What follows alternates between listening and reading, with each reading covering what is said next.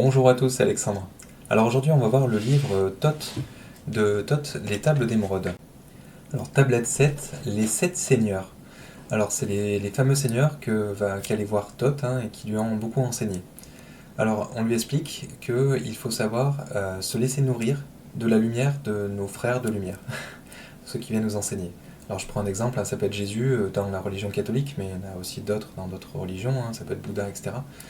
Donc il nous explique aussi que l'obscurité est temporaire et la lumière est éternelle. Parce que justement, à un moment donné, l'obscurité va devenir lumière, même si ça prend des milliards d'années, c'est comme ça. Donc c'est pour ça qu'il faut chercher la lumière du 1, plutôt que de se perdre et perdre du temps à aller dans l'obscurité. Donc tout ce qui existe vient de la lumière et qui vient du 1. Donc la lumière vient de Dieu en fait, ce qu'on appelle le 1, le grand tout.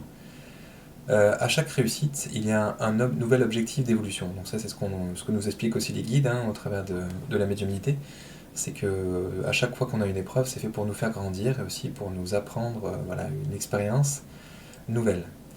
Les 7 seigneurs du cycle, donc c'est les fameux 7 seigneurs, ils ont enseigné à Thoth, et donc notamment que la forme est sans forme. C'est-à-dire qu'à un moment donné, la forme, dès que vous la voyez sous la forme de matière, elle a aussi son pendant dans d'autres plans où elle est sans forme. Elle n'a pas de forme vraiment très définie, quoi. C'est une lumière et après qui petit à petit prend de plus en plus forme au travers des plans. Donc tout vient du vide avec ordre et selon les lois divines.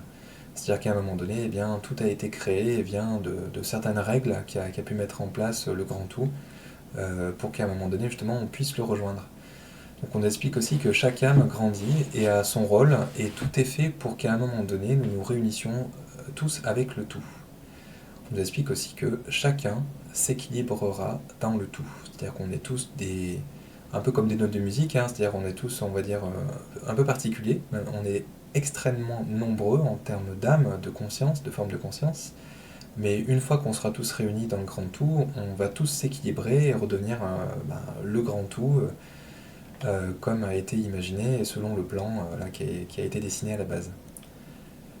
Donc alors là je parle, c'est pas, ça se mesure pas en termes de temps sur l'échelle d'une vie terrestre, c'est des choses qui se passent dans d'autres plans ou même souvent en dehors de l'espace-temps, qui sont à un très très haut niveau, sur des plans très très élevés.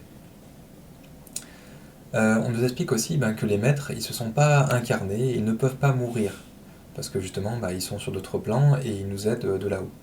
Il nous explique que seul le sans forme, c'est-à-dire ceux qui ne sont pas encore incarnés sur Terre, peuvent appréhender le tout. Parce que là, on est beaucoup trop dans la matière, on est beaucoup trop limité par des vibrations basses pour comprendre et éventuellement, comprendre même un minimum ce qui se passe là-haut, sur des plans supérieurs. On nous explique aussi que le tout est dans l'infiniment petit. C'est-à-dire que le Dieu, en fait, ou le grand tout, on le retrouve de partout, même dans la plus petite chose qu'on va pouvoir trouver. On nous explique aussi qu'il faut savoir tourner ses pensées vers l'intérieur et non vers l'extérieur, parce que souvent il y en a beaucoup qui se perdent à ce niveau-là, à chercher la lumière à l'extérieur d'eux-mêmes. On nous explique aussi que c'est au centre qu'il y a notre âme, l'âme de notre être, qu'on crée aussi nos illusions de l'intérieur. Donc c'est pour ça qu'il faut faire très attention à ce qu'on crée et nos fausses croyances limitantes. Donc c'est pour ça qu'il faut savoir grandir pour les percevoir. Donc grandir en spiritualité. Donc notre lumière, elle est en nous. Là, on nous conseille de ne pas se laisser happer par ce qu'on peut voir comme la fausse lumière des frères des ténèbres. Donc là, si vous allez voir par exemple des gourous spirituels, etc., des gens qui pensent tout connaître ou qui vont vous orienter vers des choses un peu sombres, on va dire, donc de faire très attention à ça, parce que c'est ce qu'on appelle la fausse lumière. C'est des gens qui vont vous vendre le fait qu'ils représentent Dieu ou ce genre de choses, alors qu'en fait, c'est pas le cas du tout. Voilà. Alors, juste une petite parenthèse, donc l'Atlantide, ce qui crédite aussi un petit peu le fait qu'elle ait vraiment existé. Aujourd'hui, on se rend compte que l'Atlantide, elle était censée être à peu près au niveau, dans l'océan Atlantique bien sûr, mais c'était estimé être assez proche de l'endroit qu'on appelle le triangle des Bermudes, où on se rend compte que les Atlantes qui utilisaient des cristaux très importants, impressionnants, et qui avaient aussi des énergies très puissantes, peuvent peut-être, là, là je n'en sais rien on va dire, mais c'est une théorie, eh bien interagir avec certains instruments qu'on a au niveau du pilotage de nos avions et potentiellement en tout cas influencer, en tout cas et pas dans le bon sens, nos instruments.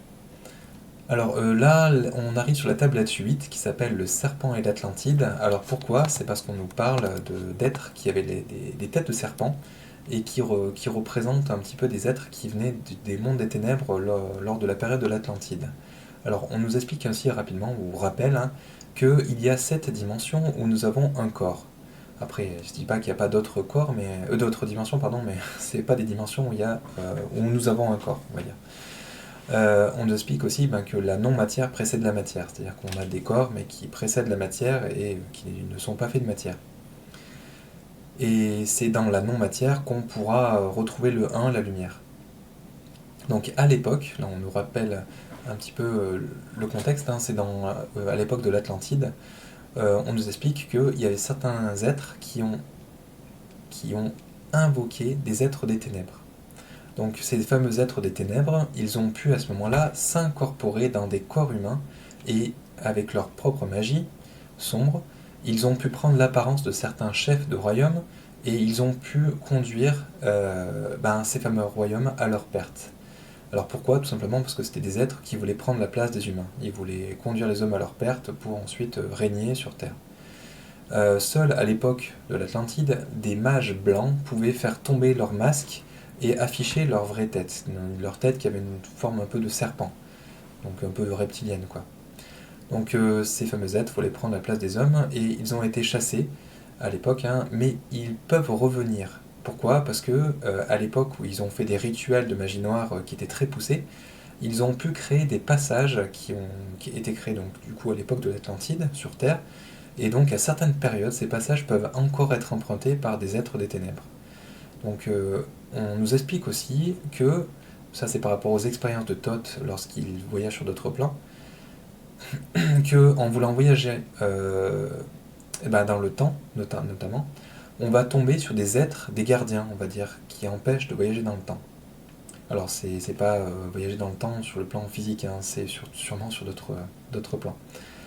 Il y a ce qu'ils appellent des cerbères qui nous courent après en fait, hein, tout simplement si on essaie de voyager dans le temps et qui veulent nous ramener, nous faire tomber dans des plans plus bas, en tout cas nous faire baisser en vibration pour nous empêcher de voyager dans le temps et de changer quelque chose. Donc ils protègent l'espace-temps et c'est pour ça qu'il nous explique Thoth que pour leur échapper, il faut être suffisamment agile et intelligent, j'imagine, hein, pour arriver à voyager dans l'espace-temps, pour arriver à leur échapper. C'est très compliqué.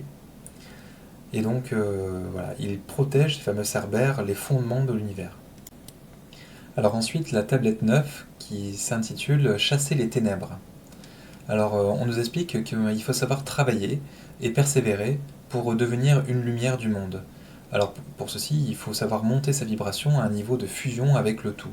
Donc, il faut augmenter systématiquement notre lumière et l'amour qu'on a pour nous et vers les autres et faire un travail là-dessus régulièrement.